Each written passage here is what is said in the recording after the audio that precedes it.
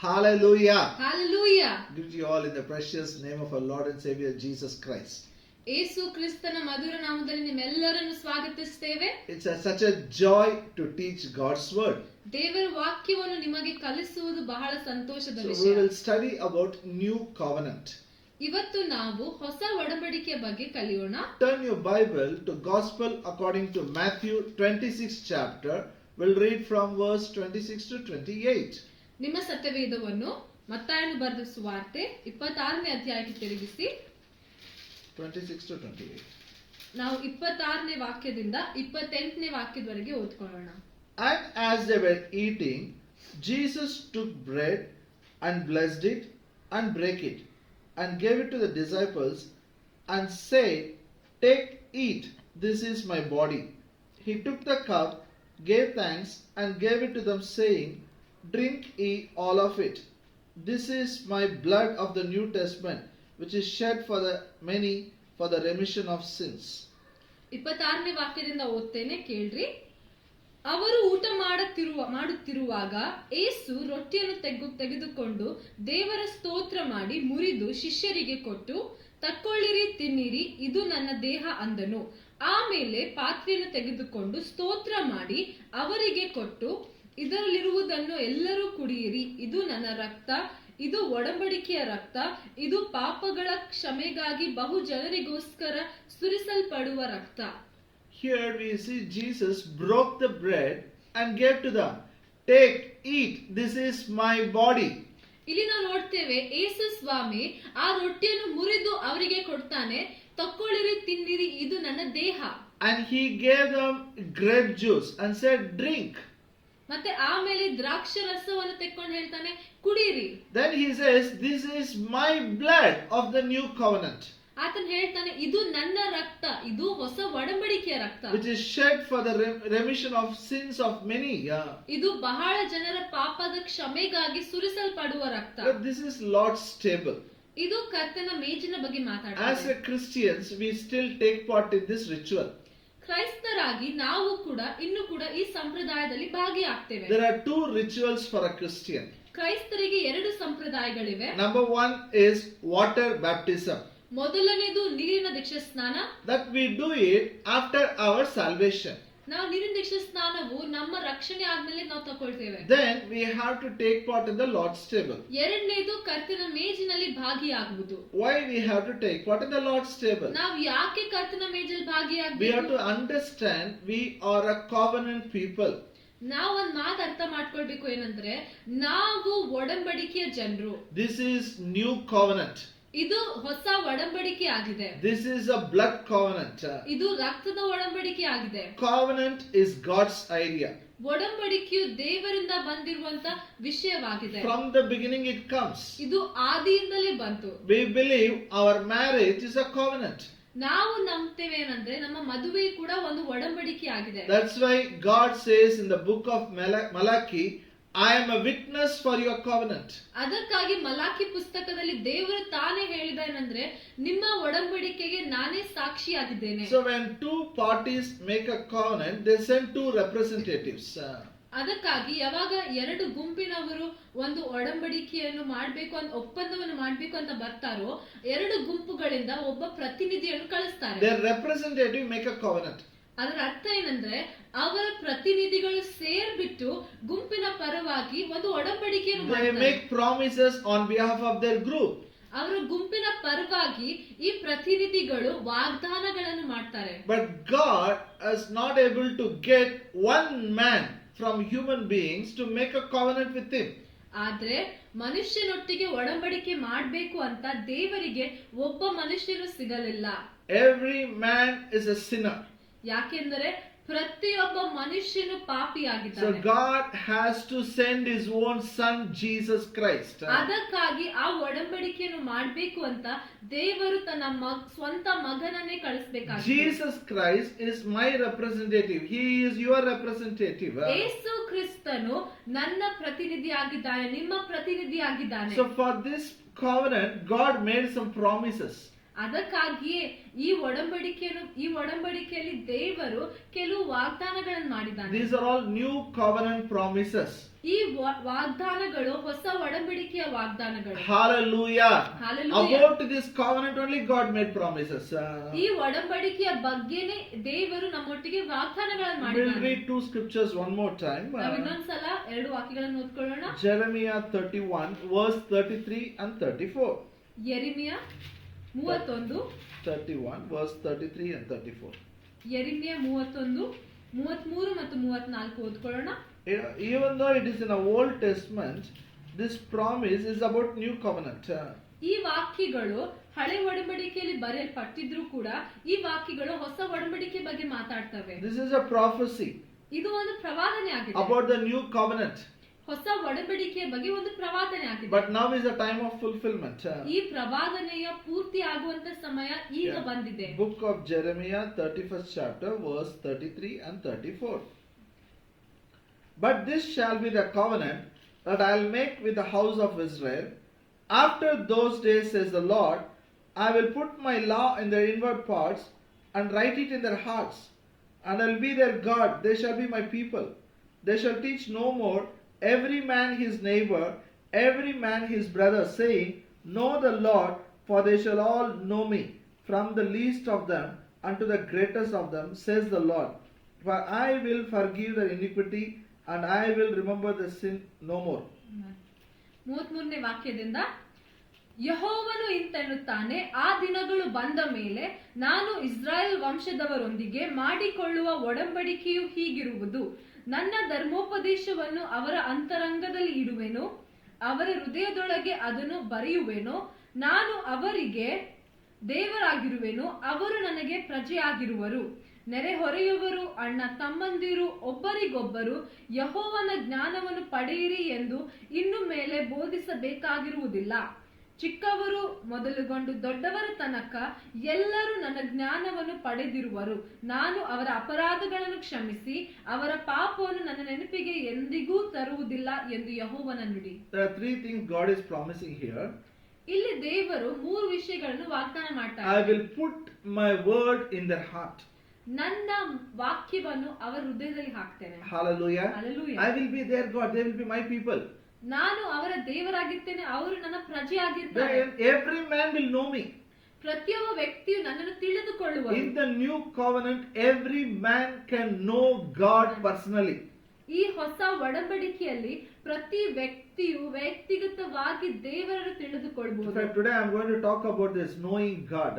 ಇವತ್ತು ನಾನು ಅದ್ರ ಬಗ್ಗೆನೇ ಕಲಿಸ್ತೇನೆ, ದೇವರನ್ನು ತಿಳಿದುಕೊಳ್ಳುವ ವಿಷಯದ ಬಗ್ಗೆ. Then he says, I will forgive their iniquity, I will forgive the sins, I will not remember it anymore.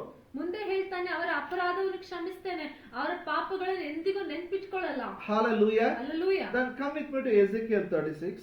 ಮುಂದೆ ನಾವು ಎಜಿಕೇಲ್ 36ನೇ ಅಧ್ಯಾಯಕ್ಕೆ ತಿರುಗಿಸೋಣ. Verse 25, 26 and 27. ಎಹೆಜ್ಕೇಲನು 36ನೇ ಅಧ್ಯಾಯ 26, 27, 28. 25, 26. 25. Okay. Yeah. ಕ್ಷಮಿಸಿ 25, 26, 27. Yeah, 3 verses. ಮೂರು ವಾಕ್ಯಗಳನ್ನು. Then will I sprinkle clean water upon you. You shall be clean from all your filthiness, and from all your idols I will cleanse you. A new heart also I will give you.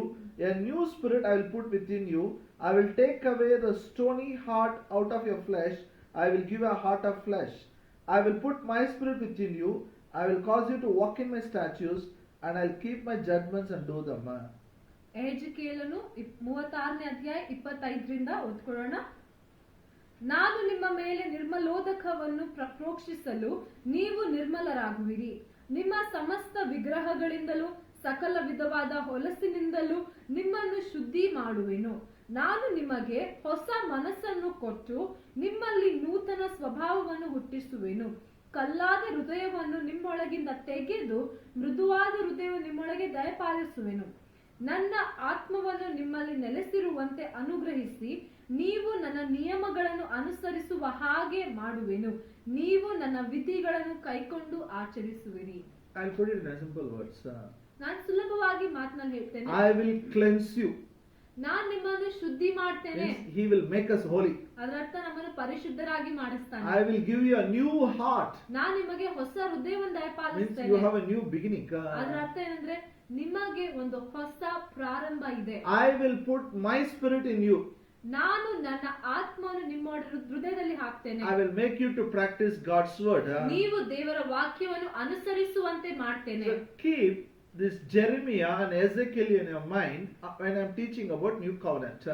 ನಾನು ಹೊಸ ಒಡಂಬಡಿಕೆಯಲ್ಲಿ ಮುಂದೆ ಕಲಿಸುವಾಗ ಎರೆಮೀಯದಿಂದ ನೋಡಿರುವಂತ ವಾಕ್ಯ ಮತ್ತು ಎಹೆಜ್ಕೇಲಿಂದ ನೋಡಿರುವಂತ ವಾಕ್ಯಗಳನ್ನು ನಿಮ್ಮ ಮನಸ್ಸಲ್ಲಿ ನೆನಪಿಟ್ಕೊಳ್ಳಿ. And regarding sin, he says, I will cleanse you, I will make you holy. ಮತ್ತು ಪಾಪದ ಬಗ್ಗೆ ನೋಡಿದ್ವಿ. ಪಾಪದ ಬಗ್ಗೆ ಏನ್ ಹೇಳ್ತಾ ಇದ್ದಾನೆ? ನಾನು ನಿಮ್ಮನ್ನು ಕ್ಷಮಿಸ್ತೇನೆ, ನಿಮ್ಮನ್ನು ಶುದ್ಧಿ ಮಾಡ್ತೇನೆ, ಪರಿಶುದ್ಧನಾಗಿ I ಮಾಡ್ತೇನೆ. will forgive your iniquities. ನಿಮ್ಮ ಅಪರಾಧವನ್ನು ಕ್ಷಮಿಸ್ತೇನೆ. I will not remember your sin anymore. ನಿಮ್ಮ ಪಾಪಗಳನ್ನು ಎಂದಿಗೂ ನೆನಪಿಟ್ಕೊಳ್ಳುವುದಿಲ್ಲ. Now comes the question. ಇಲ್ಲಿ ಒಂದು ಪ್ರಶ್ನೆ. What will happen when we fail? ನಾವು ಸೋತ್ ಹೋದ್ರೆ ಏನಾಗ್ತದೆ? What will happen when I commit mistake? ನಾನ್ ತಪ್ಪು ಮಾಡಿದ್ರೆ ಏನಾಗ್ತದೆ? What will happen when we commit sin? ನಾವು ಪಾಪ ಮಾಡಿದ್ರೆ ಏನಾಗ್ತದೆ? Hallelujah. Hallelujah. This is there because we all commit sin. Nobody says I'm perfect. We all fail here and there. ನಾವೆಲ್ಲರೂ ಪಾಪ ಮಾಡ್ತೇವೆ, ನಾವೆಲ್ಲರೂ ಅಲ್ಲಿ ಇಲ್ಲಿ ಸ್ವಲ್ಪ ಸ್ವಲ್ಪ ಸೋತ್ ಹೋಗ್ತೇವೆ. But what about these promises? ಆದ್ರೆ ಈ ವಾಗ್ದಾನಗಳ ಬಗ್ಗೆ ಏನು? If I commit sin, is God is going to really cleanse me? Is this going to really help me to practice God's word? ನಾನು ಪಾಪ ಮಾಡಿದ್ರೆ ದೇವ್ರು ನನ್ನ ನಿಜವಾಗ್ಲೂ ಕ್ಷಮಿಸ್ತಾನ, ನಿಜವಾಗ್ಲೂ ನನ್ನ ಶುದ್ಧಿ ಮಾಡ್ತಾನ?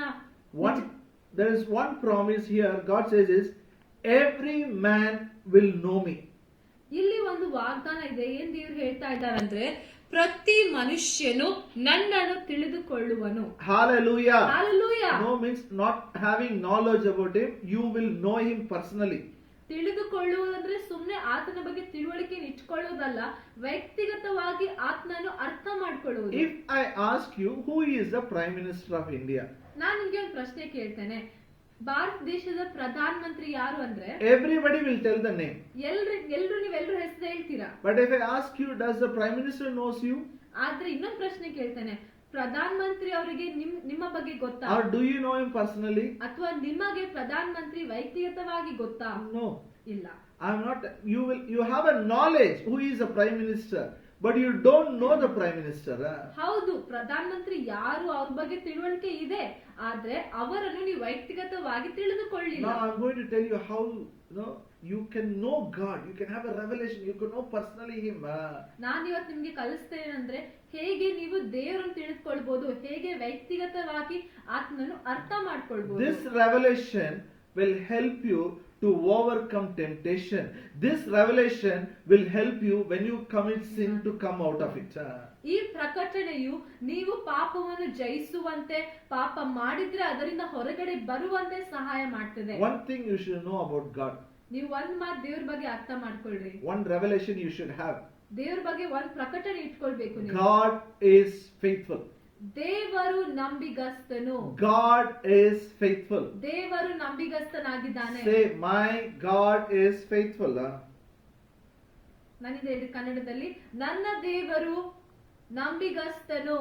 One more time, my God is faithful. ನಾನಿದೆ ಕನ್ನಡದಲ್ಲಿ ಹೇಳಿ, ನನ್ನ ದೇವರು ನಂಬಿಗಸ್ತನು. Hallelujah. Hallelujah. Please turn your Bible to book of 1 Thessalonians.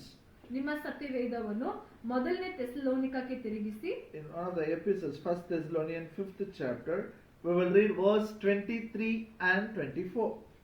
ಒಂದು ಪತ್ರವಾಗಿದೆ, ಥೆಸಲೋನಿಕದವರಿಗೆ ಬರೆದ ಮೊದಲನೇ ಪತ್ರ 6ನೇ ಅಧ್ಯಾಯ, 5th chapter, ಕ್ಷಮಿಸಿ 5ನೇ ಅಧ್ಯಾಯ, verse 23 and 24. ನಾವು 23ನೇ ವಾಕ್ಯದಿಂದ 23, 24 ಓದ್ಕೊಳ್ಳೋಣ. And the very God of peace sanctify you wholly, and I pray God, your whole spirit, soul, and body be preserved blameless unto the coming of our Lord Jesus Christ. Faithful is he that calleth you, who will also do it. ಮೊದಲನೇ ಥೆಸಲೋನಿಕ 5ನೇ ಅಧ್ಯಾಯ 23, 24 ಓದ್ತೇನೆ, ಕೇಳ್ರಿ. ಶಾಂತಿದಾಯಕನಾದ ದೇವರು ತಾನೇ ನಿಮ್ಮನ್ನು ಪರಿಪೂರ್ಣವಾಗಿ ಪವಿತ್ರ ಮಾಡಲಿ. ನಮ್ಮ ಕರ್ತನಾದ ಯೇಸು ಕ್ರಿಸ್ತನು ಪ್ರತ್ಯಕ್ಷನಾದಾಗ ನಿಮ್ಮ ಆತ್ಮ, ಪ್ರಾಣ, ಶರೀರಗಳು ದೋಷವಿಲ್ಲದೆ ಸಂಪೂರ್ಣವಾಗಿ ಕಾಣಿಸುವಂತೆ ಕಾಪಾಡಲ್ಪಡಲಿ. ನಿಮ್ಮನ್ನು ಕರೆಯುವವನು ನಂಬಿಗಸ್ತನು, ಆತನು ತನ್ನ ಕಾರ್ಯವನ್ನು ಸಾಧಿಸುವನು. Hallelujah. Hallelujah. Here Apostle Paul says, I pray for you. ಇಲ್ಲಿ ಅಪೊಸ್ತಲನಾದ ಪೌಲನು ಹೇಳ್ತಾ ಇದ್ದಾನೆ, ನಾನು ನಿಮ್ಗಾಗಿ ಪ್ರಾರ್ಥಿಸ್ತೇನೆ. Your whole spirit, soul and body, God will preserve blameless till the second coming of Jesus Christ. ನಿಮ್ಮ ಸಂಪೂರ್ಣ ಆತ್ಮ ಪ್ರಾಣ ಶರೀರವನ್ನು ದೇವರು ದೋಷವಿಲ್ಲದೆ ಕಾಪಾಡ್ತಾನೆ ಎರಡನೇ ಬರೋಣದವರೆಗೆ. You have a doubt. ನಿಮ್ಗೆ ಒಂದು ಸಂಶಯ If ಇರಬಹುದು. I commit sin, what will happen to me? Whether I'll go to hell? ನಾನ್ ಪಾಪ ಮಾಡಿದ್ರೆ ನನಗೆ ಏನಾಗ್ತೋ ಏನೋ, ನಾನು ನರಕಕ್ಕೆ ಹೋಗ್ತೇನೋ. God knows when Amen. you will fail. ನೀವು ಯಾವಾಗ ಸೋತ್ ಹೋಗ್ತೀರಾ ಅಂತ ದೇವರಿಗೆ ಗೊತ್ತು. He knows already when you will do, what you will do, everything He knows it. He knows about your weakness. ನಿಮ್ ಬಲಹೀನತೆಗಳ ಬಗ್ಗೆ ಆತನಿಗೆ ಗೊತ್ತು.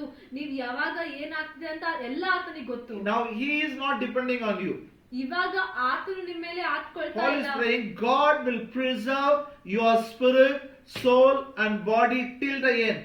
ಪೌಲನು ಪ್ರಾರ್ಥಿಸ್ತಾ ಇದ್ದಾನೆ, ದೇವರು ಸಂಪೂರ್ಣವಾಗಿ ನಿಮ್ಮ ಆತ್ಮ ಪ್ರಾಣ ಶರೀರವನ್ನು ಕೊನೆಯವರೆಗೆ ಕಾಪಾಡಲಿ. Then he says, ಮುಂದೆ ಹೇಳ್ತಾನೆ, faithful is He who called you, ನಿಮ್ಮನ್ನು ಕರೆದಾತನು ನಂಬಿಗಸ್ತನು, who will also do it.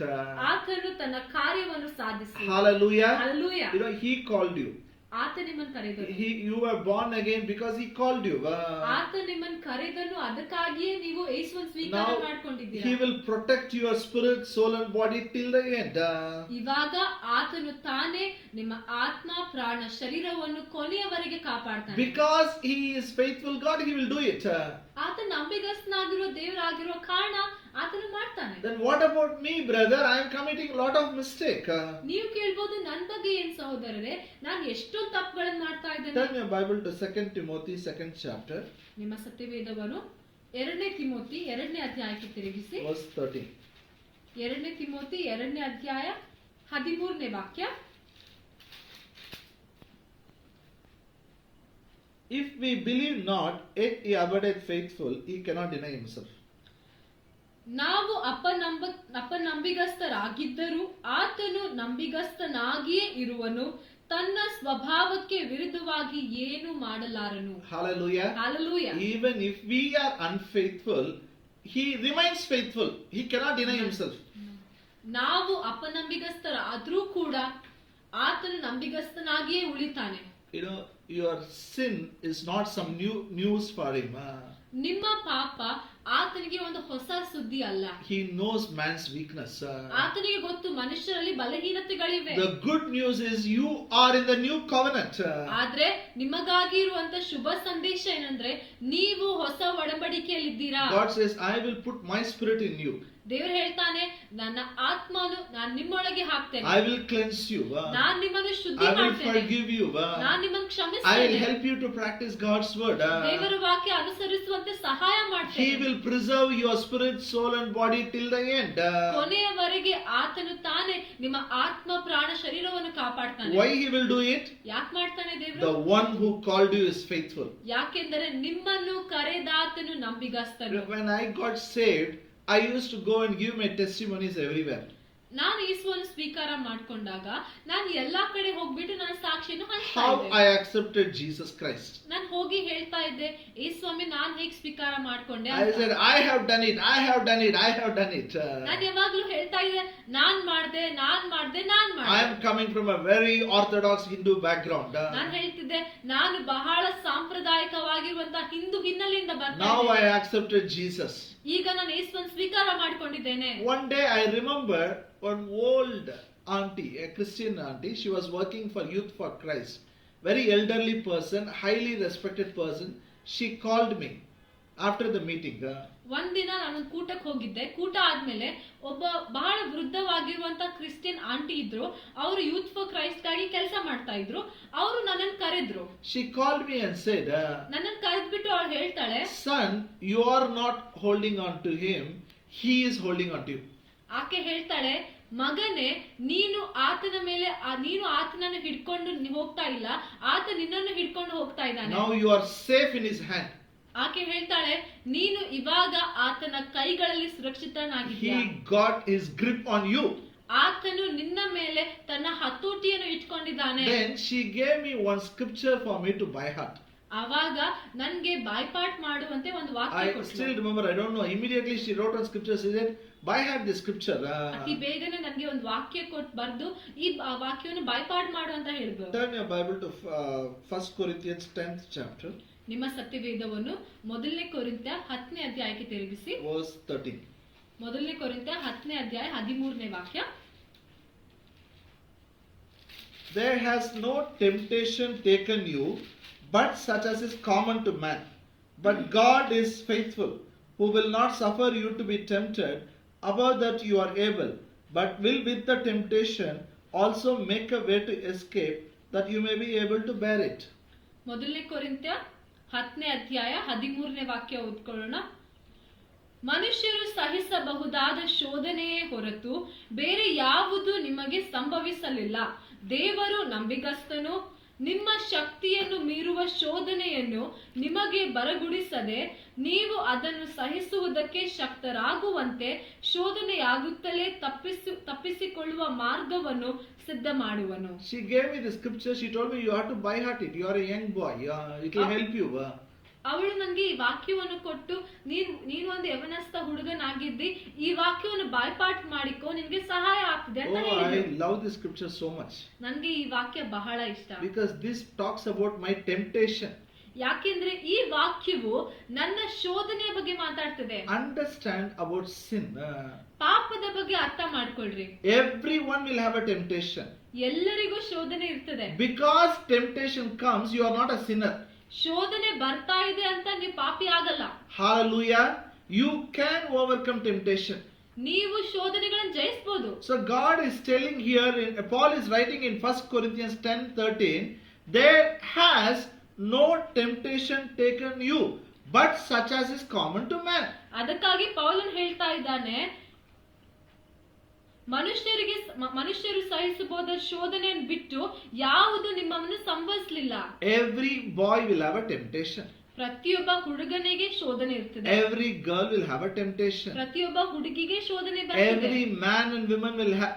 ಪ್ರತಿಯೊಬ್ಬ ಪುರುಷನಿಗೂ ಸ್ತ್ರೀಗೂ ಶೋಧನೆ The ಬರ್ತದೆ. temptation what you have in Gulbarga, the temptation will be there, like same thing will be there, somebody in Chennai also will have it. ಗುಲ್ಬರ್ಗದಲ್ಲಿ ಆಗುವಂತ ಶೋಧನೆ ಅದೇ ರೀತಿಯಲ್ಲಿ ಚೆನ್ನೈಯಲ್ಲಿರುವಂತ ವ್ಯಕ್ತಿಗೂ ಆಗ್ಬಹುದು. Same thing somebody will have in Mumbai.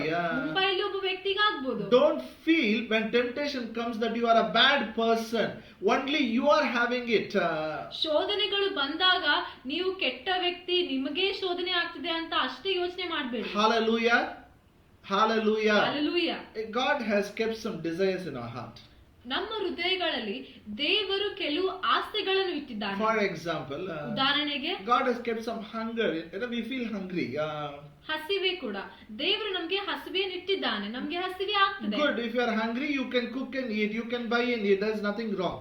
ಹಸಿವೆ ಆದಾಗ ನೀವು ಅಡಿಗೆ ಮಾಡ್ಕೊಂಡು ಅಥವಾ ಖರೀದಿ ಮಾಡ್ಕೊಂಡು ಕೊಂಡ್ಕೊಂಡು ತಿನ್ಬಹುದು. Hallelujah. Hallelujah. If you rob and eat, that is wrong. ಆದ್ರೆ ಇನ್ನೊಬ್ಬರಿಂದ ಕದ್ಕೊಂಡು ಅದನ್ನ ತಿಂದ್ರೆ ಅದು ತಪ್ಪು. So the temptation, if it comes, you are not a sinner.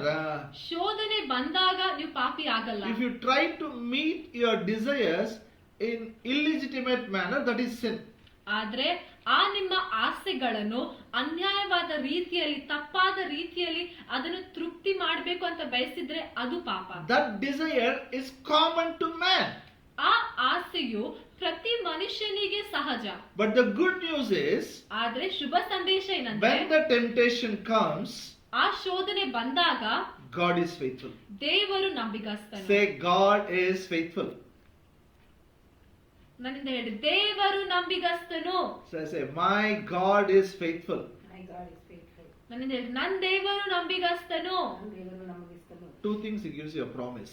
ದೇವರು ಎರಡು ವಿಷಯಗಳ ಬಗ್ಗೆ ವಾಗ್ದಾನ ಮಾಡ್ತಾನೆ. Number one, ಮೊದಲನೇದು, he will not allow the temptation beyond your ability. ನಿಮ್ಮ ಸಾಮರ್ಥ್ಯವನ್ನು ಮೀರುವಂತ ಶೋಧನೆಯನ್ನು ಆತನು ಅನುಮತಿ ಮಾಡಲ್ಲ. Our God knows us. ನಮ್ಮ ದೇವರು ನಮ್ಮನ್ನು ಅರ್ಥ The one who ಮಾಡ್ತಾನೆ. made a promise for the new covenant knows who we are. ಹೊಸ ಒಡಂಬಡಿಕೆಯಲ್ಲಿ ವಾಗ್ದಾನ ಮಾಡಿದಂತ ದೇವರಿಗೆ ನಾವ್ ಯಾರು ಅಂತ ಗೊತ್ತು. Whatever temptation devil brings, it is not more than your ability, more than your capacity. You can overcome because God is faithful. ಸೈತಾನನು ಎಂತ ಯಾವುದೇ ಶೋಧನೆಯನ್ನು ತಂದಾಗ ಕೂಡ ಅದು ನಿಮ್ಮ ಸಾಮರ್ಥ್ಯವನ್ನು ಮೀರಿರುವಂತದ್ದು ಆಗಿರುವುದಿಲ್ಲ. ನೀವು ಅದನ್ನು ಜಯಿಸಬಹುದು. Even if it comes, ಶೋಧನೆ ಬಂದ್ರೂ ಕೂಡ still he remains faithful. ಆದ್ರೂ ಆತ ನಂಬಿಗಸ್ತನಾಗಿ He ಉಳಿತಾನೆ. will make a way to escape. ತಪ್ಪಿಸಿಕೊಳ್ಳುವಂತೆ ಆತನ ಮಾರ್ಗವನ್ನು ಸಿದ್ಧ You ಮಾಡ್ತಾನೆ. will come out of it. ನೀವು ಅದರಿಂದ ಹೊರಗಡೆ ಬರ್ತೀರಾ. Hallelujah. Hallelujah. So one who promised in book of Jeremiah and Ezekiel, he will cleanse you, he will wash you, he will put his spirit within you, he will make you to practice God's word, is a faithful God. What he promised, he will fulfill it. ಯಾವ ದೇವರು ವಾಗ್ದಾನ ಮಾಡಿದ್ದಾನೋ, ಯೆರೆಮೀಯದಲ್ಲಿ ಎಜಿಕೇಲನ್ನು ನೋಡಿದ್ವಿ, ನಿಮ್ಮ ಪಾಪಗಳನ್ನು ಕ್ಷಮಿಸುವ, ನಿಮ್ಮನ್ನು ಶುದ್ಧರಾಗಿ ಮಾಡುವನು, ನಿಮ್ಮ ಪಾಪಗಳನ್ನು ನೆನ್ಪಿಟ್ಕೊಳ್ಳುವುದಿಲ್ಲ, ಇದೆಲ್ಲವನ್ನು ವಾಗ್ದಾನ ಮಾಡಿದಾತನು ಪೂರ್ತಿ ಮಾಡ್ತಾನೆ. ಯಾಕಂದ್ರೆ ಆತನು ನಂಬಿಗಸ್ತನು. He is faithful God. ದೇವರು ನಂಬಿಗಸ್ತನು. James, turn your Bible to book of James. ನಿಮ್ಮ ಸತ್ಯವೇದವನ್ನು ಯಾಕೋಬನ ಪುಸ್ತಕಕ್ಕೆ ತಿರುಗಿಸಿ. First chapter verse 17. ಯಾಕೋಬನ ಪುಸ್ತಕ 1ನೇ ಅಧ್ಯಾಯ 17ನೇ ವಾಕ್ಯ ಓದ್ಕೊಳ್ಳೋಣ. Every good gift and every perfect gift from his above comes down from the Father of lights, with whom is no variableness, neither shadow of turning. ನಾನು ಓದ್ತೇನೆ. ಯಾಕೋಬ 1ನೇ ಅಧ್ಯಾಯ 17ನೇ ವಾಕ್ಯ. ಎಲ್ಲಾ ಒಳ್ಳೆ ದಾನಗಳು, ಕುಂದಿಲ್ಲದ ಎಲ್ಲಾ ವರಗಳು ಮೇಲಣದಿಂದ ಸಕಲ ವಿಧವಾದ ಬೆಳಕಿಗೂ ಮೂಲ ಕಾರಣನಾದವನಿಂದ ಇಳಿದು ಬರುತ್ತವೆ. ಆತನಲ್ಲಿ ಚಂಚಲತ್ವವೇನೂ ಇಲ್ಲ, ವ್ಯತ್ಯಾಸದ ಸೂಚನೆಯೂ ಇಲ್ಲ. You know, in Message translation, he says, he is a father of lights, there is nothing deceitful in God. ಇನ್ನೊಂದು ಇಂಗ್ಲಿಷ್ ಟ್ರಾನ್ಸ್ಲೇಷನ್ ಮೆಸೇಜ್ ಅಂತ ಇದೆ, ಅದರಲ್ಲಿ ಹೇಳ್ತಿದೆ, ಆತನು ಬೆಳಕಿನ ತಂದೆ ಆಗಿದ್ದಾನೆ, ಆತನಲ್ಲಿ ವಂಚಕವುಳ್ಳ ವಿಷಯವೇ ಇಲ್ಲ. Nothing two-faced.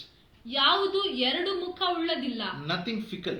ಯಾವುದು ಚಂಚಲತೆಯಿಂದ ಇಲ್ಲ. Our God has only one face. ನಮ್ ದೇವರಿಗೆ ಒಂದೇ ಮುಖ. He is father of lights. ಆತನು ಬೆಳಕಿನ ತಂದೆ ಆಗಿದ್ದಾನೆ. No shadow, no variance. ಆತನಲ್ಲಿ ಯಾವುದೇ ಬದಲಾವಣೆಗಳು ಅಥವಾ ಯಾವುದೇ ನೆರಳು ಇಲ್ಲ. Some people say God have two faces, brother. One he is a compassion, one is a God of consuming anger. ಕೆಲವು ಜನರು ಹೇಳ್ತಾರೆ ದೇವರಿಗೆ ಎರಡು ಮುಖಗಳಿವೆ ಸಹೋದರರೇ. ಒಂದು ಮುಖ ಆತನು ಪ್ರೀತಿ ಮಾಡುವಂತನಾಗಿದ್ದಾನೆ, ಕರುಣೆ ತೋರಿಸುವಂತನಾಗಿದ್ದಾನೆ. ಇನ್ನೊಂದು ಮುಖ ಆತನು ಕೋಪ ಅಥವಾ ಸಿಟ್ಟಿಗೇಳುವಂತದಾಗಿದೆ, ಆತನು ಬೆಂಕಿಯ ಹಾಗೆ ಇದ್ದಾನೆ. God of judgment. ದೇವರು ಆತನು ನ್ಯಾಯ ತೀರ್ಪಿನ ದೇವರು. Two-faced God. ಎರಡು ಮುಖವುಳ್ಳ ದೇವರು. No, he is not two-faced. He has only one face. ಆತನು ಎರಡು ಮುಖವುಳ್ಳ ದೇವರು ಹಾಗೆ ಇಲ್ಲ, ಆತನಿಗೆ ಒಂದೇ ಮುಖ ಇದೆ. He has only one. What he said, he will do it. ಆತನು ಏನ್ ಹೇಳಿದ್ದಾನೋ ಅದನ್ನೇ ಮಾಡ್ತಾನೆ. He is faithful. ಆತನು ನಂಬಿಗಸ್ತನು. Even if his word, once it proceeds out of his mouth, it will accomplish. It will not return back. ಆತನ ಬಾಯಿಂದ ಒಂದು ಮಾತು ಹೊರಗಡೆ ಬಂದ್ರೆ ಅದು ಪೂರ್ತಿ ಆಗ್ತಿದೆ, ತಿರುಗಿ ವ್ಯರ್ಥವಾಗಿ ಹೋಗುವುದಿಲ್ಲ. His words can never fail. ಆತನ ಮಾತುಗಳು ಎಂದಿಗೂ ಸೋತು ಹೋಗುವುದಿಲ್ಲ. Let me show First Kings. ನಾನೊಂದು ವಾಕ್ಯ ತೋರಿಸ್ತೇನೆ. 1ನೇ ಅರಸುಗಳು 8th chapter verse 56. 1ನೇ ಅರಸುಗಳು 8ನೇ ಅಧ್ಯಾಯ 86ನೇ ವಾಕ್ಯ. First Kings 8th chapter 56. ಕ್ಷಮಿಸಿ, 1ನೇ ಅರಸುಗಳು 8ನೇ ಅಧ್ಯಾಯ 56ನೇ ವಾಕ್ಯ. Blessed be the Lord that has given rest unto his people Israel, according to all that he promised. There has not failed one word of all his good promise, which he promised by the hand of Moses his servant. 8:56. 1 Kings 8:56. ತಾನು ವಾಗ್ದಾನ ಮಾಡಿದಂತೆ ತನ್ನ ಪ್ರಜೆಗಳಾದ ಇಸ್ರಾಯೇಲರಿಗೆ ವಿಶ್ರಾಂತಿಯನ್ನು ಅನುಗ್ರಹಿಸಿದ ಯೆಹೋವನಿಗೆ ಸ್ತೋತ್ರವಾಗಲಿ. ಆತನು ತನ್ನ ಸೇವಕನಾದ ಮೋಶೆಯ ಮುಖಾಂತರವಾಗಿ ಮಾಡಿದ ಅತಿ ಶ್ರೇಷ್ಠ ವಾಗ್ದಾನಗಳಲ್ಲಿ ಒಂದು ತಪ್ಪಿ ಹೋಗಲಿಲ್ಲ. Hallelujah. Hallelujah. Imagine, his Bible says every promise he gave to Moses, he fulfilled it. Not even one promise failed. ವಾಕ್ಯ ಹೇಳ್ತಿದೆ, ಆತನು ಮೋಶೆಗೆ ಮಾಡಿರುವಂತ ಪ್ರತಿಯೊಂದು ವಾಗ್ದಾನವು ಪೂರ್ತಿ ಆಯಿತು, ಒಂದು ತಪ್ಪಿ ಹೋಗಲಿಲ್ಲ. He is the God who changeth not. ಆತನು ಎಂದಿಗೂ ಬದಲಾಗದ ದೇವರು. What he gave promise in the new covenant, one promise will not fail. He will cleanse you, he will forgive your sins, he will put his Holy Spirit in you, he will make you to practice God's word. ಆತನು ಹೊಸ ಒಡಂಬಡಿಕೆಯಲ್ಲಿ ನಿಮ್ಮೆ ಮಾಡಿರುವಂತ ವಾಗ್ದಾನಗಳಲ್ಲಿ ಒಂದು ವಾಗ್ದಾನವು ತಪ್ಪಿ ಹೋಗುವುದಿಲ್ಲ. ಆತ ನಿಮ್ಮನ್ನು ಶುದ್ಧಿ ಮಾಡ್ತಾನೆ, ಅಪರಾಧಗಳನ್ನು ಕ್ಷಮಿಸ್ತಾನೆ, ನಿಮ್ಮನ್ನು ಪರಿಶುದ್ಧರನ್ನಾಗಿ ಮಾಡಿ ನೀವು ವಾಕ್ಯವನ್ನು ಅನುಸರಿಸುವಂತೆ ಮಾಡ್ತಾನೆ. We have to believe him. ಆದ್ರೆ ನಾವು ಆತನ ನಂಬಬೇಕು. Our faith rests upon the faithfulness of God. ನಮ್ಮ ನಂಬಿಕೆಯು ಕರ್ತನ ನಂಬಿಗಸ್ತಿಕೆಯ ಮೇಲೆ ನೆಲೆ ಆಗಿರ್ಬೇಕು. And his God in the word, God's word. ಆತನ ವಾಕ್ಯದ ಮೇಲೆ ನೆಲೆ ಆಗಿರ್ಬೇಕು. How faith comes? ನಂಬಿಕೆ ಹೇಗೆ ಬರ್ತದೆ? Faith comes by hearing word, hearing God's word. ದೇವರ ವಾಕ್ಯವನ್ನು ಪದೇ ಪದೇ ಕೇಳುವುದರಿಂದಲೇ ನಂಬಿಕೆ ಬರ್ತದೆ. Hallelujah. Hallelujah. There was one man of God called Oral Roberts. ಒಬ್ಬ ದೇವರ ಸೇವಕನಿದ್ದನು, ಆತನ ಹೆಸರು oral Roberts. He wants to know this God.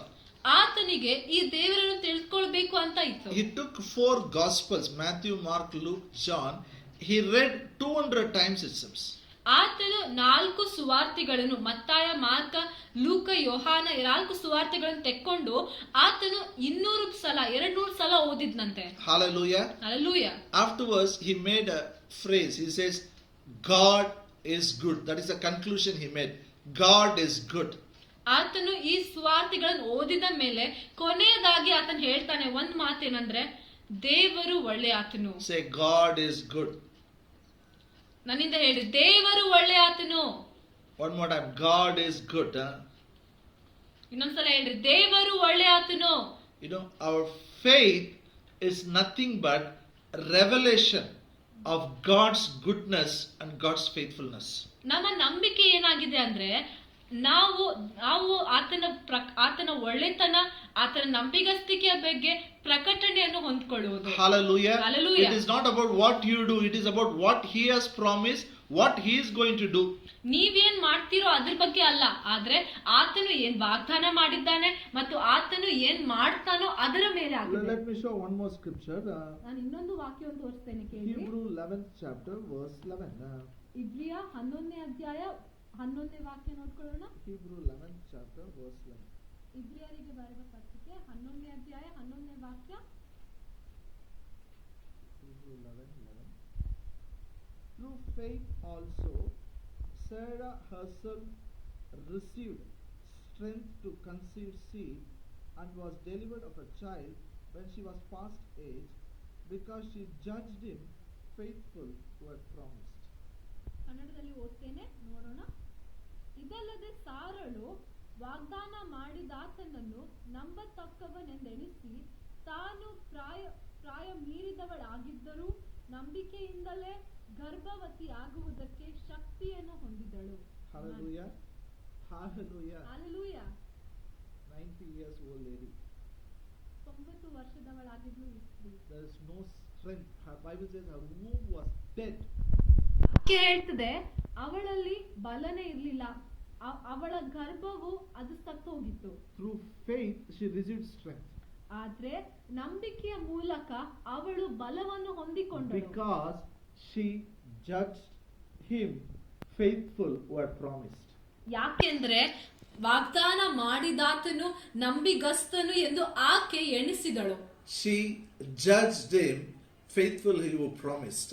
ವಾಗ್ದಾನ ಮಾಡಿದಾತನು ನಂಬಿಗಸ್ತನೆಂದು ಆಕೆ ಎಣಿಸಿದಳು. When you have the revelation God is faithful, even your body will experience change. ದೇವರು ನಂಬಿಗಸ್ತನು ಅಂತ ನಿಮಗೆ ಆ ಪ್ರಕಟಣೆ ಸಿಕ್ಕಾಗ ನಿಮ್ಮ ದೇಹದಲ್ಲಿ ಕೂಡ ಬದಲಾವಣೆ ಆಗ್ತದೆ. Hallelujah. Hallelujah. Her faith is on God who is faithful. He knows he has promised, he is not a liar.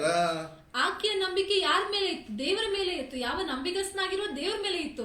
ಆಕೆಗೆ ಗೊತ್ತು ಆತನು ವಾಗ್ದಾನ ಮಾಡಿದ್ದಾನೆ, ಆತನು ಸುಳ್ಳುಗಾರನಲ್ಲ ಅಂತ. Her eyes says womb is dead. ಆಕೆಯ ಕಣ್ಣಿಂದ ಏನ್ ಹೇಳ್ತಿದೆ ಏನಂದ್ರೆ ಆಕೆಯ ಗರ್ಭವು ಸತ್ತು ಹೋಗಿದೆ. Everybody around her said it is impossible. ಅವಳು ಸುತ್ತಮುತ್ತಲಿರುವಂತ ಜನರು ಹೇಳ್ತಾರೆ ಇದು ಅಸಾಧ್ಯ. Maybe if she should have consulted doctors, they said it is impossible, forget it. ಬಹುಶಃ ಆಕೆ ಡಾಕ್ಟರ್ಸ್ ಹತ್ರ ಹೋಗಿ ಚರ್ಚೆ ಮಾಡ್ಕೊಂಡು ಅವ್ರ ವಿಚಾರ ಕೇಳ್ಕೊಂಡ್ರೆ ಅವ್ರು ಹೇಳ್ತಾ ಇರ್ಬೋದು ಇದು ಅಸಾಧ್ಯ ಅಂತ. She didn't believe science. ಅವಳು ವಿಜ್ಞಾನದ ಮೇಲೆ ನಂಬಿಕೆ She ಇರಲಿಲ್ಲ. didn't believe what she saw. ಅವಳು ಕಣ್ಣಿಂದ ನೋಡಿದ್ರ ಮೇಲೆ ನಂಬಿಕೆ ಇರಲಿಲ್ಲ. On the contrary, she believed in God who is faithful. What he promised, he will do it. ಆದ್ರೆ ಅದೆಲ್ಲದರ ವಿರುದ್ಧವಾಗಿ ಆಕೆ ದೇವರು ಯಾರು ನಂಬಿಗಸ್ತನಾಗಿದ್ದಾನೆ ವಾಗ್ದಾನಗಳನ್ನು ಪೂರ್ತಿ ಮಾಡುವಾತನ ಮೇಲೆ ಆಕೆ ನಂಬಿಕೆ ಇಟ್ಟಳು. I don't know what is dead in your life. ನಿಮ್ಮ ಜೀವನದಲ್ಲಿ ಯಾವ ಸಂಗತಿಯು ಸತ್ತಂತದಾಗಿದೆ ಅಂತ ನನಗೆ ಗೊತ್ತಿಲ್ಲ. No hope. ನಿರೀಕ್ಷೆನೇ ಇಲ್ಲ ಅಂತ My ಅನ್ಸ್ಬೋದು. loan I cannot pay back. ನನ್ನ ಸಾಲಗಳನ್ನು ನಾನು ಹಿಂತಿರುಗಿ I ಕಟ್ಟಕ್ಕಾಗಲ್ಲ. cannot do marriage for my children. ನನ್ನ ಮಕ್ಕಳಿಗೆ ಮದುವೆ ಮಾಡ್ಸಕ್ ಆಗಲ್ಲ. I can't give them a good job. I can't give them a good education, a good future. ನಾನು ಅವರಿಗೆ ಒಳ್ಳೆ ವಿದ್ಯಾಭ್ಯಾಸವು ಒಳ್ಳೆ ಭವಿಷ್ಯವನ್ನು ನಾನು ಕೊಡಕ್ಕಾಗಲ್ಲ. No chance. ಯಾವುದೇ ಅವಕಾಶನೇ ಇಲ್ಲ, ಆಯ್ಕೆನೇ ಇಲ್ಲ. There is no evidence. You cannot see anything. ನಿಮ್ ಕಣ್ಣಿಂದ ಯಾವುದೇ ಸಾಬೂತಿಲ್ಲ. But I have a good news. ಆದ್ರೆ ನಿಮ್ಗಾಗಿ ಒಂದು ಶುಭ ಸಂದೇಶ. Don't believe the circumstances. ಸ್ಥಿತಿಗತಿಗಳನ್ನ ನಂಬೇಡ್ರಿ. Don't see your bank account. ನಿಮ್ಮ ಬ್ಯಾಂಕ್ ಅಲ್ಲಿರುವಂತ ಖಾತೆಯನ್ನು ನಂಬೇಡ್ರಿ. Don't look to your neighbors. ನಿಮ್ ಅಕ್ಕಪಕ್ಕದವ್ರು ನೋಡ್ಬೇಡ್ರಿ. Look to this God. He is faithful. He is faithful to fulfill every promise what he has made. He cannot deny himself. Even if you have unbelief, he is faithful. ಆದ್ರೆ ಈ ದೇವರ ಕಡೆ ನೋಡ್ರಿ, ಆತನು ನಂಬಿಗಸ್ತನಾಗಿದ್ದಾನೆ. ಆತನು ಮಾಡಿರುವಂತ ಪ್ರತಿಯೊಂದು ವಾಗ್ದಾನವನ್ನು ಪೂರ್ತಿ ಮಾಡೋದಕ್ಕೆ ಆತ ನಂಬಿಗಸ್ತನಾಗಿದ್ದಾನೆ. ನಾವು ಅಪನಂಬಿಗಸ್ತರಾದ್ರೂ ಕೂಡ ಆತನು ನಂಬಿಗಸ್ತ. Say with your mouth. ಬಾಯಿ ತೆರೆದು ಹೇಳ್ರಿ. My God is faithful. ಬಾಯಿ ತೆರೆದು ಹೇಳ್ರಿ, ನನ್ನ ದೇವರು ನಂಬಿಗಸ್ತನು. Every day tell loudly with your mouth, my God is faithful. ಪ್ರತಿದಿನ ಬಾಯಿ ತೆಗೆದು ಗಟ್ಟಿಯಾಗಿ ಹೇಳ್ರಿ, ನನ್ನ ದೇವರು ನಂಬಿಗಸ್ತನು. When you have this revelation, my God is faithful, you will see changes in every area of your life. ನನ್ನ ದೇವರು ನಂಬಿಗಸ್ತನು ಅನ್ನುವ ಪ್ರಕಟಣೆ ನಿಮ್ಗೆ ಸಿಕ್ಕಾಗ ನಿಮ್ಮ ಜೀವನದ ಪ್ರತಿಯೊಂದೊಂದು ಭಾಗದಲ್ಲಿ ನೀವು ಬದಲಾವಣೆಗಳನ್ನು ನೋಡ್ತೀರಾ. Sarah believed he is faithful. She got a miracle. ಸಾರಾಳು ಆತ ನಂಬಿಗಸ್ತನಾಗಿದ್ದಾನೆ ಅಂತ ನಂಬಿದ್ಲು, ಆಕೆ ತನ್ನ ಅದ್ಭುತವನ್ನು ಪಡೆದುಕೊಂಡು. The same way you believe God instead of your circumstances, instead of your five senses, my God is faithful, you will receive your miracle. ನಿಮ್ಮ ಸ್ಥಿತಿಗತಿಗಳನ್ನು ಬಿಟ್ಟು, ನಿಮ್ಮ ಪಂಚೇಂದ್ರಿಯಗಳ ವಿಷಯಗಳನ್ನು ಬಿಟ್ಟು ನೀವು ಆತ ನಂಬಿಗಸ್ತನು ಅಂತ ನಂಬಿರಿ, ನೀವು ಆ ನಂಬಿಗಸ್ತಿಕೆಯನ್ನು ಕಾಣುವಿರಿ. Let me come to the sin part again. ಇನ್ನೊಂದ್ಸಲ ಪಾಪದ ಬಗ್ಗೆ ನೋಡ್ಕೊಳ್ಳೋಣ. Turn your Bible to 1 John 1:9. ಮೊದಲನೇ ಯೋಹಾನ 1ನೇ ಅಧ್ಯಾಯ 9ನೇ ವಾಕ್ಯವನ್ನು ನೋಡ್ಕೊಳ್ಳೋಣ. If we confess our sins, he is faithful and just to forgive us our sins and to cleanse us from all unrighteousness. ಮೊದಲನೇ ಯೋಹಾನ 1ನೇ ಅಧ್ಯಾಯ 9ನೇ ವಾಕ್ಯ ಓದ್ಕೊಳ್ಳೋಣ. ನಮ್ಮ ಪಾಪಗಳನ್ನು ಒಪ್ಪಿಕೊಂಡು ಅರಿಕೆ ಮಾಡಿದರೆ ಆತನು ನಂಬಿಗಸ್ತನು ನೀತಿವಂತನೂ ಆಗಿರುವುದರಿಂದ ನಮ್ಮ ಪಾಪಗಳನ್ನು ಕ್ಷಮಿಸಿ ಬಿಟ್ಟು ಸಕಲ ಅನೀತಿಯನ್ನು ಪರಿಹರಿಸಿ ನಮ್ಮನ್ನು ಶುದ್ಧಿ ಮಾಡುವನು. Any man can come to him. ಯಾವುದೇ ವ್ಯಕ್ತಿಯೂ ಕೂಡ ಆತನ ಹತ್ರ ಬರಬಹುದು. Any background, any religion, they can come to him. ಯಾವುದೇ ಮನುಷ್ಯನು ಯಾವುದೇ ಹಿನ್ನೆಲೆಯಿಂದ ಯಾವುದೇ ಧರ್ಮದವನು ಆತನ ಹತ್ರ ಬರ್ಬೋದು. If he confesses his sins, ಅವ್ರು ಬಂದು ಪಾಪವನ್ನು ಅರಿಕೆ ಮಾಡ್ಕೊಂಡ್ರೆ he is faithful to forgive him, cleanse him from all unrighteousness. ಆತನು ಅವರನ್ನು ಕ್ಷಮಿಸಿ ಸಕಲ ಅನೀತಿಯಿಂದ ಬಿಡುಗಡೆ ಮಾಡುವುದಕ್ಕೆ ಆತ ನಂಬಿಗಸ್ತನು. Again, notice the word faithfulness is there. ಇಲ್ಲಿ ನೋಡ್ರಿ, ಇನ್ನೊಂದ್ಸಲ ನಂಬಿಗಸ್ತನು ಅಂತ ಬರೆಯಲ್ಪಟ್ಟಿದೆ. Even if you commit sin, say God sorry, that is over. ನೀವು ಪಾಪ ಮಾಡಿದ್ರು ಕೂಡ ದೇವರಿಗೆ ಕ್ಷಮಾಪಣೆ ಕೇಳ್ರಿ, ಅದು ಮುಗ್ದೋಗುತ್ತೆ. I have a good news. ನಿಮ್ಗಾಗಿ ಶುಭ ಸಂದೇಶ ಇದೆ. If you are already born again, ನೀವು ಅವಾಗಲೇ ಹೊಸದಾಗಿ ಹುಟ್ಟಿದ್ದೀರಾ. by the blood of Jesus, he has made you perfect forever. ಆತನ ಯೇಸು ತನ್ನ ರಕ್ತದ ಮೂಲಕ ನಿಮ್ಮನ್ನು ಸದಾ ಕಾಲಕ್ಕೆ ಶಾಶ್ವತವಾಗಿ ಪರಿಪೂರ್ಣರಾಗಿ Your ಮಾಡಿದ್ದಾನೆ. past sin, present sin, future sin is forgiven. ನಿಮ್ಮ ಹಿಂದಿನ ಪಾಪ, ಇವತ್ತಿನ ಪಾಪ, ನಾಳೆಯ ಪಾಪ ಎಲ್ಲವೂ ಕ್ಷಮಿಸಲ್ಪಟ್ಟಿವೆ. More than that, ಅದಕ್ಕಿಂತ ಹೆಚ್ಚಾಗಿ God cleanses you. God will not remember your sin, and God puts his spirit in you to practice God's word. ದೇವರು ನಿಮ್ಮನ್ನು ಶುದ್ಧಿ ಮಾಡ್ತಾನೆ, ನಿಮ್ಮ ಪಾಪಗಳನ್ನು ನೆನ್ಪಿಟ್ಕೊಳ್ಳುವುದಿಲ್ಲ, ತನ್ನ ಆತ್ಮ ನಿಮ್ಮ ಹಾಕಿ ನೀವು ವಾಕ್ಯವನ್ನು ಅನುಸರಿಸುವಂತೆ ಮಾಡ್ತಾನೆ. I stay in apartment. ನಾವು ಒಂದು ಅಪಾರ್ಟ್ಮೆಂಟ್ ಅಲ್ಲಿ ಇರ್ತೇವೆ. Some children, they play cricket down in the parking lot. They are small kids, they play cricket. ಚಿಕ್ಕ ಮಕ್ಕಳು ಪಾರ್ಕಿಂಗ್ ಏರಿಯಾದಲ್ಲಿ ಕ್ರಿಕೆಟ್ ಆಡ್ತಾರೆ. One day they call me, uncle, do you like to play with us cricket? ಒಂದಿನ ಅವ್ರು ನನ್ನನ್ನು ಕರೆದ್ರು, ಹೇಳಿದ್ರು, uncle uncle uncle ನೀವು ನಮ್ ಜೊತೆ ಯಾಕೆ ಕ್ರಿಕೆಟ್ ಆಡುವುದಿಲ್ಲ? I said, why not? I will do it. ನಾನ್ ಹೇಳಿದೆ, ಹೌದಲ್ಲ, ನಾನ್ ಬರ್ತೇನೆ. Then they gave ball in my hand. ಅವ್ರು ನನ್ನ ಕೈಯಲ್ಲಿ ಬಾಲ್ ಕೊಟ್ರು. You do the bowling. ಅವ್ರು ಹೇಳ್ತಾರೆ, ಅಂಕಲ್ ನೀವು ಬೌಲಿಂಗ್ ಮಾಡ್ರಿ. I said, okay, I put the ball. First ball, that boy was bowled out. He was clean bowled. ನಾನ್ ಮೊದಲನೇ ball ಹಾಕ್ದಾಗ ಆತನು ಮೊದಲನೇ ಬಾಲ್ ಅಲ್ಲಿಯೇ ಹುಡುಗ ಔಟ್ ಆಗ್ಬಿಟ್ಟ. I said, you are out. Now you have to go. ನಾನ್ ಹೇಳಿದೆ, ಇವಾಗ out ಆಗಿದ್ದಿ, ನೀನ್ ಹೋಗ್ಬೇಕು. He says, no, no, no.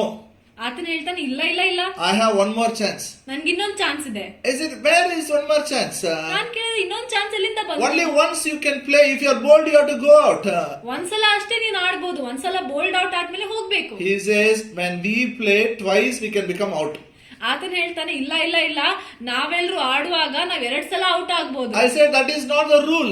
ನಾನ್ ಹೇಳ್ದೆ, ಇಲ್ಲ, ಅಂತ ರೂಲೇ ಇಲ್ಲ. That those boys said, it is our rule. ಆ ಚಿಕ್ಕ ಹುಡುಗರು ಹೇಳ್ತಾರೆ, ಇಲ್ಲ, ಅದು ನಮ್ ರೂಲ್ ಆಗಿದೆ. I like that rule so much. ನನ್ಗೆ ಆ ರೂಲ್ ಬಹಳ ಇಷ್ಟ. You have one more chance. ನಿಮ್ಗೆ ಇನ್ನೊಂದ್ ಚಾನ್ಸ್ ಇದೆ. I have my good news, my friend. ನಿಮ್ಗಾಗಿ ಒಂದು ಶುಭ ಸಂದೇಶ ಸ್ನೇಹಿತರೆ. God is not depending on you. ದೇವರು ನಿಮ್ ಮೇಲೆ ಆತ್ಕೊಳ್ತಾ ಇಲ್ಲ. Hallelujah. Hallelujah. In God's rule, 100 times you become out, still you have one more chance.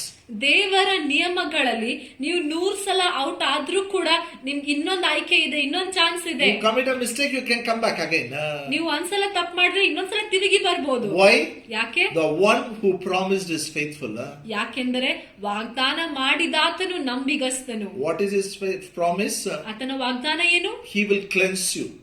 ನಿಮ್ಮನ್ನು ಶುದ್ಧಿ ಮಾಡ್ತಾನೆ. Oh, he will not remember your sin. ನಿಮ್ಮ ಪಾಪಗಳ ನೆನಪೇ He ಇಟ್ಕೊಳ್ಳುವುದಿಲ್ಲ. will put his word in your heart. ಆತನು ತನ್ನ ವಾಕ್ಯವನ್ನು ಹೃದಯದಲ್ಲಿ ಹಾಕ್ತಾನೆ. He will make you to practice his word by his spirit. ತನ್ನ ಆತ್ಮದ ಮೂಲಕ ನೀವು ಆತನ ವಾಕ್ಯವನ್ನು ಅನುಸರಿಸುವಂತೆ ಆತನು ಮಾಡ್ತಾನೆ. He will preserve your spirit, soul and body till the second coming of Lord Jesus Christ.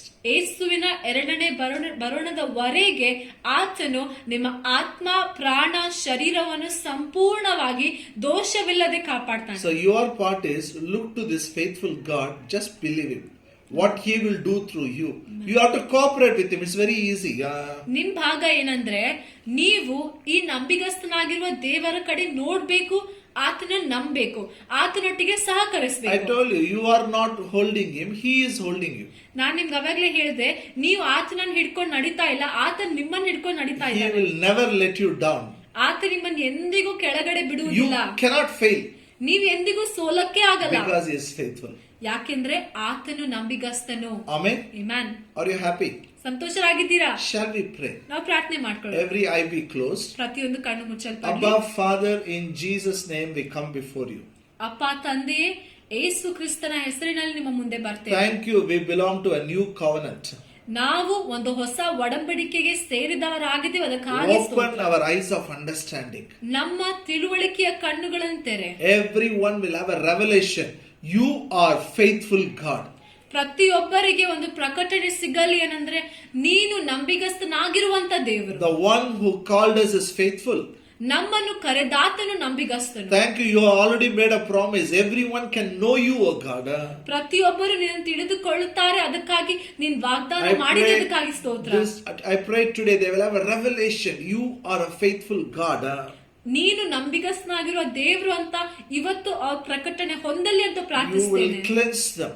ನೀನು ಅವರನ್ನು ಶುದ್ಧಿ ಮಾಡಿ. You already put your Holy Spirit in them. You will help them to practice God's word. ಅವಾಗಲೇ ಅವರೊಳಗೆ ಪವಿತ್ರಾತ್ಮನನ್ನು ಹಾಕಿದ್ದಿ, ಅವರು ವಾಕ್ಯವನ್ನು ಅನುಸರಿಸುವಂತೆ ನೀನು ಸಹಾಯ Because ಮಾಡ್ತೀಯ. you are faithful. ನೀ ನಂಬಿಗಸ್ತನಾಗಿರುವ ಕಾರಣ You will not allow temptation beyond their ability. ಅವರ ಸಾಮರ್ಥ್ಯವನ್ನು ಮೀರುವಂತ ಯಾವುದೇ ಶೋಧನೆಯನ್ನು You ಬರಗೊಡಿಸುವುದಿಲ್ಲ. will make a way for them to escape.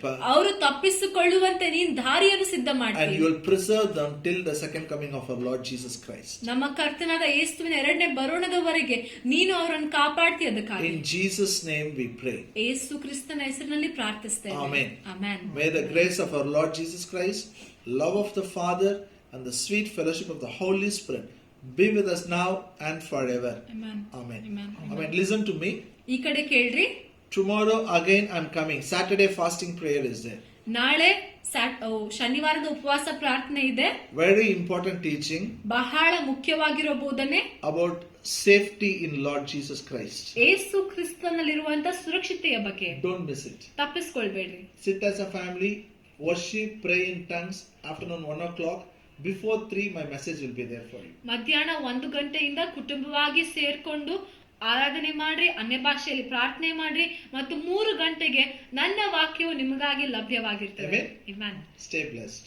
ಆಶೀರ್ವಾದ ಹೊಂದಿದವರಾಗಿ ಇರಿ.